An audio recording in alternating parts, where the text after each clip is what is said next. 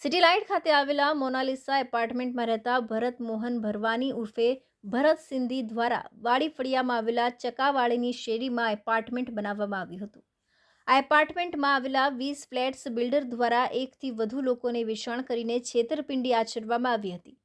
પોતે ઠગાઈનો ભોગ બન્યા હોવાની જાણ થતાં ફ્લેટ હોલ્ડરો દ્વારા અગાઉ અઠવા પોલીસ મથકમાં પણ ફરિયાદ નોંધાવી હતી.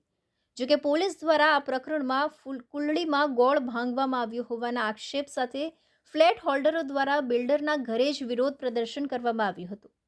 બેનરો અને સૂત્રોચ્ચાર સાથે ફ્લેટ ખરીદનારાઓ વિરોધ પ્રદર્શન કરતા બિલ્ડર દ્વારા પોલીસ બોલાવવામાં આવી હોવાનો આક્ષેપ પણ લોકોએ કર્યો હતો.